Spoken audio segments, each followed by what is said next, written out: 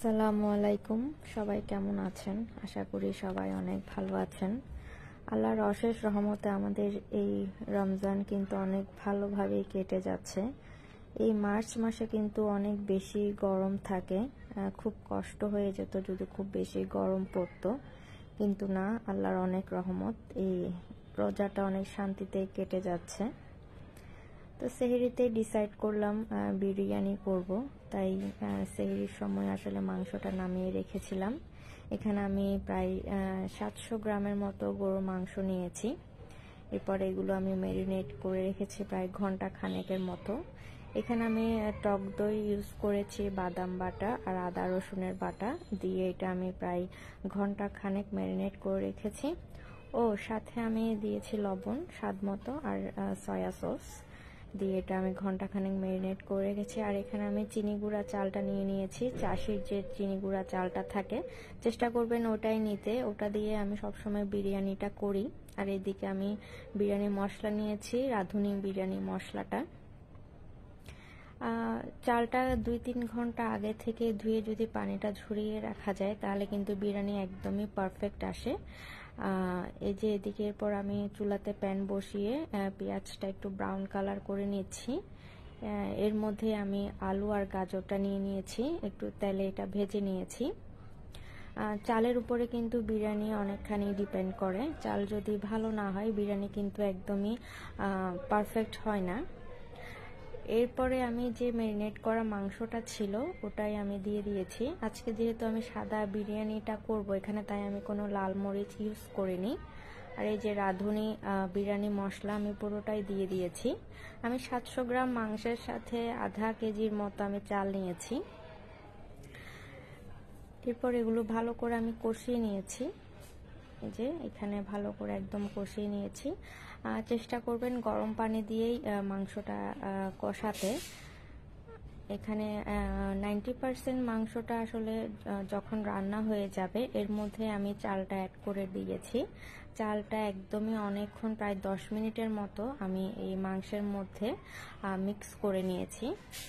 এরপর চালের পরিমাণ যতটুকু, পানির পরিমাণ কিন্তু এর ডাবল হবে।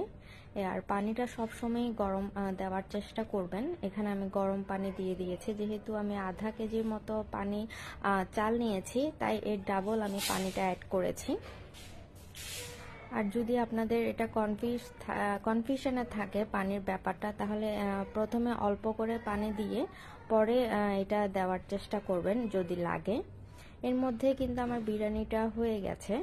আর আমি একটা তাওয়াতে এটা জাস্ট দমে বসিয়ে দিব। এর মধ্যে আমি একটা পলিথিন অ্যাড করে দিয়েছি। পলিথিন দিলে এটা আসলে যে গরমের যে ভাব ওটাতে কিন্তু পারফেক্টলি কুকড হয়ে যায়। এই যে মাশাআল্লাহ আমার বিরিয়ানিটা একদম পারফেক্টলি কুক হয়ে গেছে। সবকিছু ঠিকঠাক থাকলে বিরিয়ানি হতে কিন্তু আধা ঘন্টার বেশি কিন্তু সময় লাগে না। এই যে আমি এখানে প্রায় 10 মিনিটের মতো এটাকে দমে রেখেছি। পলিথিন অথবা ফয়েল পেপার দিয়ে এটা দমে রাখার চেষ্টা করবেন। আর এই যে এদিকে আমি একটু বেরেস্তা করে নিচ্ছি এটা গার্নিশিং এর জন্য।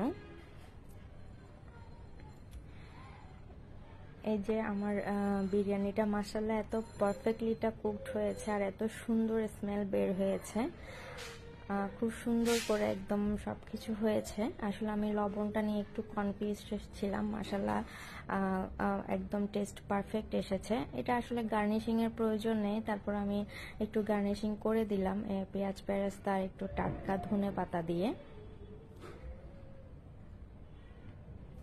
চালটা যদি আসলে 2-3 ঘন্টা আগে থেকে পানি ঝরিয়ে রাখা যায় বিরিয়ানি কিন্তু একদমই পারফেক্ট আসে। আর আমি সবসময় চিনি গুঁড়া যে চালটা পাওয়া যায় চাষির, ওটা দিয়ে বিরিয়ানি করে থাকি। এর সব কিছুই পারফেক্টলি হলে আধা ঘন্টার ভেতরে আমার মাশাআল্লাহ বিরিয়ানিটা হয়ে যায়। আর আজকে ইফতারের জন্য এটা আমি রেডি করেছি, ইফতার সেহরি দুটার জন্যই। তাই আজকে যেহেতু আমি একাই ইফতার করেছি তাই ভাবলাম এগুলো একটু মাটকাতে এটা একটু আমি পরিবেশন করি আমার নিজের জন্যই। একা খেয়েছি তো কি হয়েছে, তাই বলে কি পরিবেশন করব না, এটা তো আসলে হয় না। এই যে আমি একদম ইফতারের আগে সবকিছুই এটা টেবিলে এনে রেখেছি। আজকে এই পর্যন্তই, সবাই ভালো থাকবেন।